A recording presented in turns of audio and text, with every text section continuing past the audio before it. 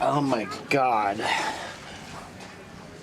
I am never going to financially recover from this. President Joe Biden will win Pennsylvania and Nevada, putting him over the 270 electoral votes he needs to become the 46th president of the United States. You had a seizure this morning, Beth. She had a history of seizures and No. allergies. As of last night, there were 32 cases. This is treason. This is treason. This is insurrection. This is rebellion. Period.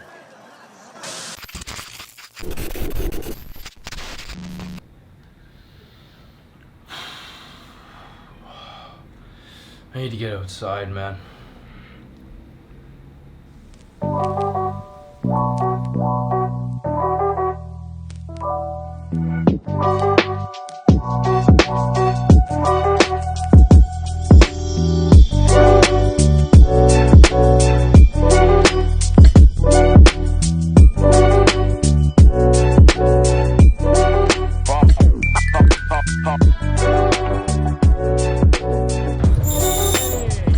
Oh, hey, we're covering the fly market today.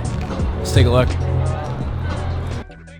Thoughts on how you see Ottawa's culture moving forward in the thrift scene specifically? How do you feel about it?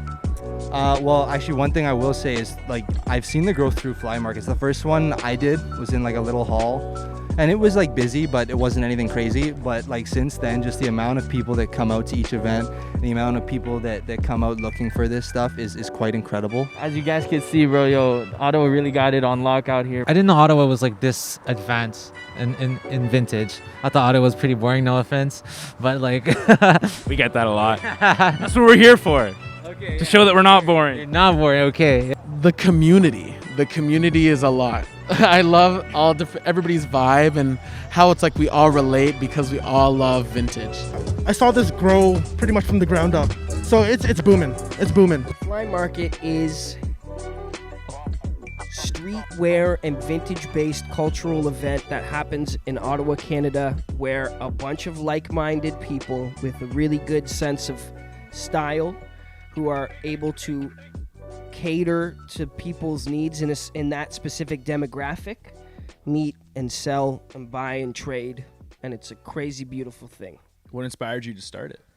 Because it's not just you two, by the way. No, it's my business partner, Cynthia Blair, and I. So Cynthia has been an event promoter and nightlife promoter here in Ottawa for about... I don't even know. I don't want to say because it'll age me, but... 10 or 15 years now, and she's been also buying and selling vintage under her page, Vanity Vintage Apparel, for about that long as well. She's a legend of the game. She's one of the first in Ottawa to be doing what all these kids are doing now. We're talking, 10 plus years ago. So we used to vend together at an event at Babylon nightclub here on Bank Street, rest in peace, once a month. And, it was pretty light. We'd just bring a couple racks, set up at the back of the bar in the kind of open space vibe and sell some clothes. And one night she was like, wait a minute, why don't we do something? Like, why don't we organize one? Because I was doing markets like 613 Flea, and it wasn't this environment. Like, I saw the need for this. So we just ended up chatting back and forth and figuring out what to do. Get the vendors together, find the space, and make a business out of it. And I was like, that sounds like a dream life. I was like, this is something I have a million ideas for instantaneously. Within a second, I was like, oh, fuck yeah, we can do this, that, and the third for it to make it cool and make it exciting and blah, blah, blah. So she said it, and without hesitation, I was like, yep, that's what we're doing now. Did you guys see a need for this in Ottawa? Yeah, of course. That was sort of it. So I was doing these little pop-ups with 4 or 5 vendors, and there was just people all the time when can get me in there. Yeah, exactly. So it was it just sort of grew organically. Yeah, it came from a little bit of word of mouth spread, and then honestly, it was a shot in the dark. We didn't know if the first event was going to turn out dope or not. We were we took vendor fees from vendors, and we were like, fuck, man, hopefully people come through and actually buy stuff. Otherwise, we'll have to refund these people, and this is a one and done. But the very first event, a lot of people came through. I myself, and again, I can't be at my booth the whole time. I have to run around and make sure things are operating smoothly. I do a little bit of what you were doing at the event Saturday. Right. I go around and take style shots. I'll go IG live for a little bit and do a rundown of the booth, and I still made like $1,500 in sales in the very first fly market. So I was like, hey, I did this number in sales and I could barely be at my booth and I barely had product with me. I know all these people did very well. So yeah, it just worked. We had no idea why. All we did was make a Facebook event. We had 400 followers on our Instagram at the time probably, and it really, really worked. Like a lot of people came through. And from there, you know, each event has gotten bigger. Every time we host an event, people are sharing on Instagram like, oh, this is what I got at Fly Market. Come check us out at Fly Market. And it just snowballs. So every time we're not hosting an event, the page stagnates a little bit. We do what we can to keep it active. But the week before and the week after an event and the day of the event, the page is fucking crazy, man. It's like exploding.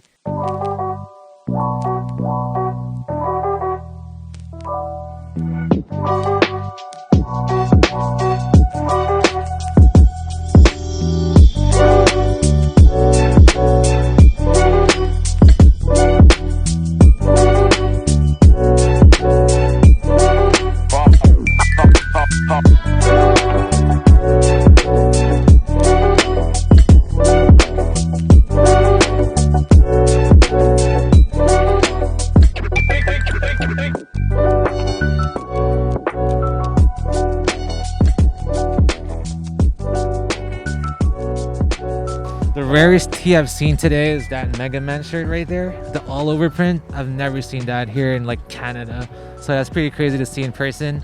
And at the shop, probably this one, this Bo Jackson right here, we're selling it for pretty low, $150, and like it's a great tag, it's really good condition, it's a really good size.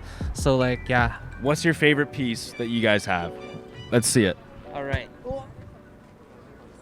So I am a huge band tee guy. That's kind of what got me into the scene. So I have this bootleg Rolling Stone shirt. It's on a Wu-Wear tag, like Wu-Tang, which is quite interesting. And you got a huge front print and a massive back hit. It's a parking lot bootleg, so they weren't sold like as official merchandise, so they're really hard to come by. People just like hawk them out of their trunks in the parking lots of shows. What is Dugout Vintage Co? So the whole idea, the whole name Dugout Vintage is the whole idea of it's being dug out of somewhere, like a needle in a haystack type situation. But you know, we just try to curate the best types of things, really bring these old garments back to life, give them a second chance. You know, it's really just all about sustainability and keeping things out of landfills.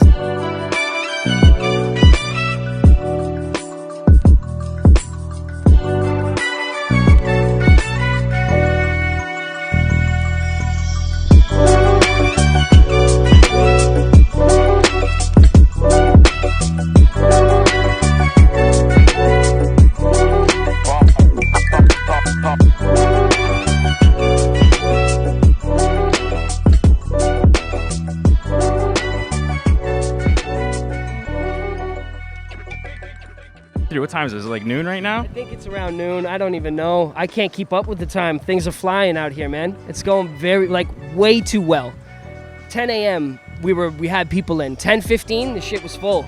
And now people are, you know, I can't even talk to you guys for 5 minutes because some dude's trying to buy a t-shirt behind me right now. This is a success. We've only been able to host outdoor events for the last 2 summers, unfortunately. We're really hoping that by fall, winter, Ontario is at a point of herd immunity to the point where we can gather inside again. Because if that's the case, this shit's gonna happen every month, 12 months a year. And that was the goal, that was the intention the whole time. We're gonna have bigger indoor venues, 40 to 50 vendors at the events. We have so many people from out of town as well as within the city of Ottawa who are constantly trying to get involved. I get messages every single day asking, how do I get involved with Fly Market? How do I become a vendor? So that email list just keeps growing, and you know, things are only gonna skyrocket from here. Okay, my favorite item personally that I have here today, I'll grab for you real quick. I would say it's probably this big print animal. I love this joint. Changes tag XL, has the little name bar. There's a big series of these shirts. A lot of the Muppets, a lot of the Looney Tunes characters. This fucking series runs really deep, so I love this shirt. My favorite piece I've seen here without question, is the slew of rap tees that Dugout Vintage has. I'm not gonna pick one because they're all fucking beautiful. Dugout Vintage came correct today. I got a cop one. I'm wearing some basic ass shit right now. I need to get you right, man. All right. I need to get you right. Where do we start? Where do we start? Well, you can ball out with an animal print, or there's the, this is another crazy one right here. It's a 1992 Lollapalooza joint, so it has the big moth joint on the front. And this lineup is unbelievable. Look at that. Red Hot Chili Peppers, Ministry, Ice Cube Panel, Soundgarden, Pearl Jam, Jesus Mary Chain. Like, this was a fucking crazy lineup. It's from my birth year again, so I extra love it. All right, you know what? I'm honestly a big Frasier fan, so I'm eyeing that. You know what? We could do a little deal for you today, too. This one is 1997, dated and licensed Frasier. Eddie, the best character on the show, in my opinion.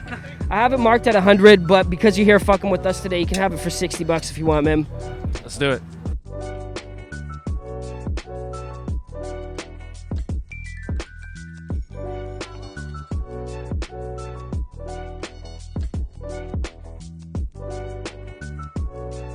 So these hoodies, it's like there's this artist called Fall Down. He might have a mural over there or not, but this is one of the designs he did, and we have a embroidered design, has the hood. But yeah, that's my second favorite aside from the t-shirt. And also with the Black Lives Matter movement recently, we have this Enough is Enough t-shirt, and this glows in the dark too, which I like. It's like a little feature that's like nice and cool. So you mentioned Fall Down G. He's a very prominent artist here in Ottawa. Did he just kind of join in with you guys, or did you guys start it together?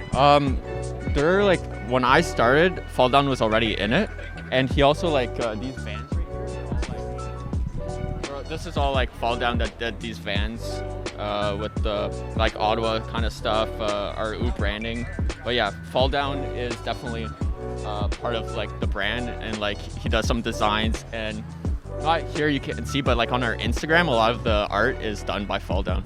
Who are you doing this for? Like, this is kind of like interviewception. It's like an interview within an interview. So I'm actually working with CBC Ottawa, and I'm quite the youngster, so I pitched the fly market, and so I'm trying to find people to talk street fashion with me. Jacob knows what he's doing. He curated this. He brought everyone together, and I'm just like you. This is like two journalists asking each other why we're here. We're both here for the same reasons. We want to figure out more about the street fashion culture and just the thrifting culture in Ottawa, and I love the scene here. I think it's underrated.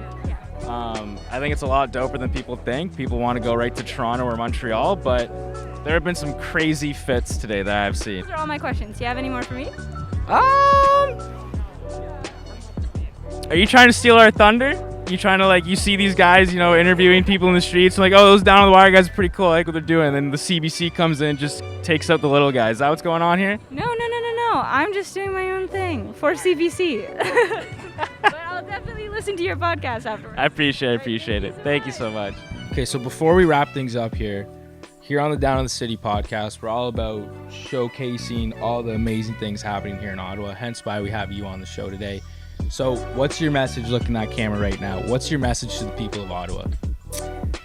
Support your friends who are trying to do cool things. If you have friends who want to be artists, who want to be creatives, don't ask them for deals and discounts. Pay them in full so they can feed themselves and pay their rent. Support their passion.